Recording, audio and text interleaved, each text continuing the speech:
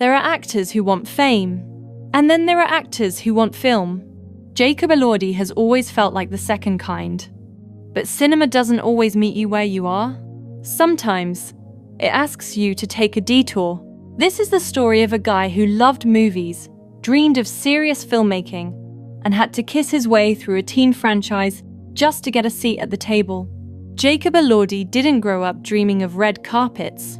He grew up in Australia, obsessed with watching films, not becoming famous, but understanding cinema. He's talked about loving directors, studying performances, and seeing acting as craft, not celebrity. This wasn't someone chasing clout. This was someone chasing meaning. He wanted to be in films that lasted, films that said something, films people argued about. But wanting cinema and being allowed into cinema are two very different things. When Jacob Elordi came to Hollywood, he didn't arrive with power. He arrived as a tall, striking unknown, a foreign actor, no industry family, no famous last name, and Hollywood has rules. You don't get offered cinema when you're unknown. You get offered visibility. And for Jacob, that visibility came through the kissing booth. The kissing booth wasn't prestige. It wasn't subtle. It wasn't trying to be cinema. It was loud, glossy, algorithm-friendly teen fantasy. And Jacob Elordi knew that. He's been open about how conflicted he felt, grateful for the opportunity, but creatively disconnected from the material.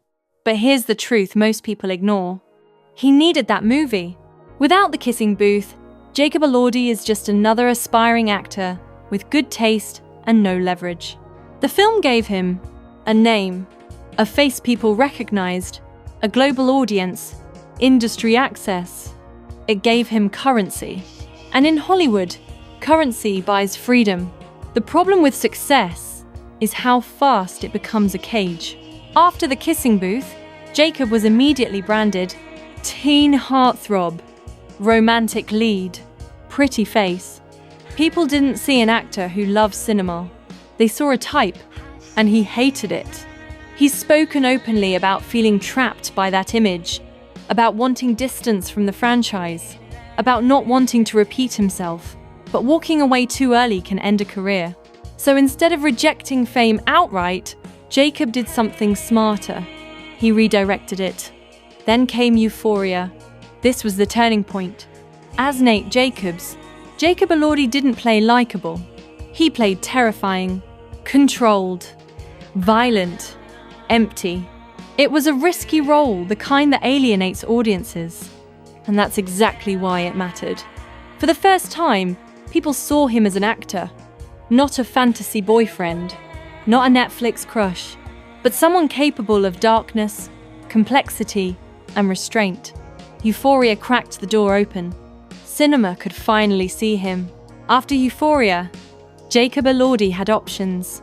He could have done more teen romances, become a franchise guy, cashed in endlessly. Instead, he made deliberate, often surprising choices. He gravitated toward directors with vision, not just projects with hype. That's how he ended up working with filmmakers who cared about mood, silence, discomfort, and ambiguity. He wasn't chasing blockbusters. He was chasing taste. Then came Priscilla. This role changed the conversation. As Elvis Presley, Jacob Elordi didn't play a caricature. He played control, power, loneliness, fragility. Under Sofia Coppola, Jacob stripped himself of charm and leaned into discomfort.